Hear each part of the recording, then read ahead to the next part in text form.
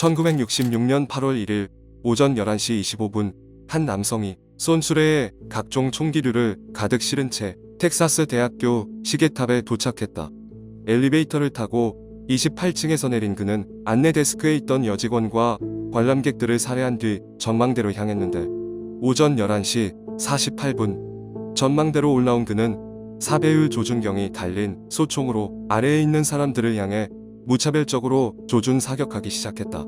그는 당시 8개월 아기를 임신 중이었던 임산부를 시작으로 학생, 교수, 봉사단원, 상점 주인, 기자까지 가리지 않고 마구 총을 쏘아댔는데 학교 캠퍼스는 순식간에 지옥으로 변했고 사람들은 살기 위해 기둥이나 차 등 몸을 가릴 수 있는 어떠한 것이라도 찾아서 숨는 수밖에 없었다.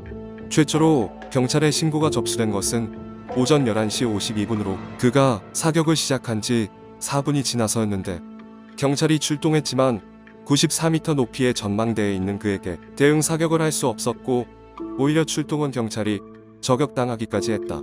저격수와 함께 경비행기도 띄웠지만 그것도 여의치 않았는데 결국 경찰은 시계탑에 진입하기 위해 지하 수도관을 이용했고 오후 1시 24분경 전망대 위로 올라온 경찰이 권총으로 그의 머리를 명중시키며 끔찍한 살인극은 막을 내렸다. 그러나 경찰이 그를 사살하기까지 96분간 총 14명이 사망했고 31명이 부상을 당했는데 이 사건은 미국 역사상 처음으로 일어난 교내 총기 사건이며 미국의 학교 총기 난사 사건 중 세 번째로 피해자가 많은 사건이다. 이처럼 평화로운 오후를 살벌한 사냥의 현장으로 만들어버린 이 남자는 도대체 누구일까? 남자의 이름은 찰스 휘트먼. 그는 당시 25세로 텍사스 대학교 건축학과에 재직 중이던 예비역 해병대원이었다. 주변 사람들은 휘트먼의 성격이 온화하고 소탈했다고 증언했는데 재미있는 농담을 잘하고 아이들을 좋아했으며 누구에게나 상냥하게 대했다고 한다. 대체로 그에 대한 평은 전형적인 모범 미국 청년이었다는 것에서 사건에 의문을 더했는데 찰스 휘트먼은 1941년 6월 24일 텍사스에서 태어났다. 그는 6살 때 IQ가 138이 나올 정도로 뭐든지 잘 익히는 똑똑한 아이였는데 무엇이든 금방 배우던 그는 학교에서 교사와 친구들에게 인기가 많았고 다방면에서 뛰어난 모습을 보여주었다. 하지만 찰스 휘트먼은 미국의 여느 살인마들처럼 아버지의 폭행에 시달리며 자랐는데 아버지는 가족에게 완벽함을 요구하며 자신을 떠받들기 바라는 권위주의자였다. 가족들이 사소한 실수라도 하면 신체적, 정신적으로 학대했다고 하는데 또한 아버지는 모든 방에 총기가 걸려있을 만큼 사냥과 총을 아주 좋아했다.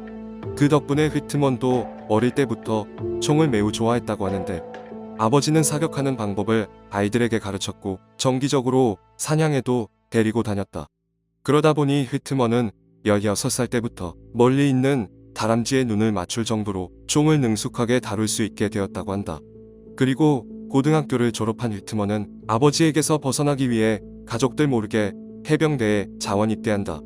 그는 사격 실력이 뛰어나 해병대에서 명사수로 통했다고 하는데 군대 내에서 인정을 받게 되자 장학금을 받아 텍사스 대학교에 입학하게 된다.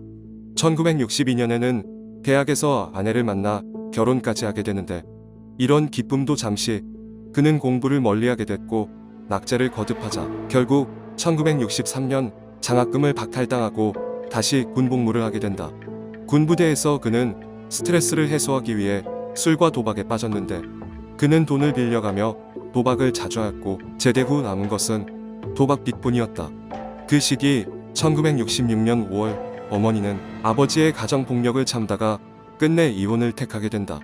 아버지는 하루가 멀다 하고 아들에게 전화해 자신의 처지를 한탄했고 어머니를 만나게 해달라며 무리한 부탁을 건넸는데 이런 여러 스트레스에 시달리던 휘트먼은 암페타민이라는 마약에까지 손을 댔고 심한 두통에 시달리기 시작한다. 평소 휘트먼은 자신의 아버지처럼은 되지 않는다며 다짐했으나 결국 그는 자제력을 잃고 난폭해져 어릴 적 겪었던 폭행과 학대를 아내에게 가하는가 하면 누군가를 죽이려는 망상에 시달리게 되는데 그러다 높은 타워에 올라가 사람들을 쏘고 싶은 충동을 느끼기에 이르렀다. 범행 전날인 1966년 7월 31일 휘트먼은 공구상에서 망원경과 칼을 구입했고 그날 저녁 집으로 돌아온 그는 자신의 유서를 쓰기 시작했다. 이 메모를 쓰게 하는 것이 무엇인지 잘 모르겠다. 아마도 내가 최근에 한 행동들에 대한 막연한 이유를 남기기 위해서일 수도 있다. 나는 요즘 나 자신을 이해할 수 없다. 나는 보통 합리적이고 지적인 사람이었다. 하지만 언제부터였는지 최근에 나는 이상하고 비논리적인 생각에 사로잡혔다. 이러한 생각들은 끊임없이 반복되었고 다시 정상적인 행동을 하기 위해서는 정신적으로 엄청난 노력이 필요했다. 나는 하루가 멀다 하고 극심한 두통과 이상한 망상에 사로잡힌다. 내가 죽고 나면 부검에서 원인을 규명하길 바란다. 내가 앞으로 저지를 일은 엄청날 것이다. 그래서 난 어머니와 아내를 죽여야만 한다. 그들이 겪을 고통과 당혹감이 너무 커서 하루하루가 지옥일 테니까.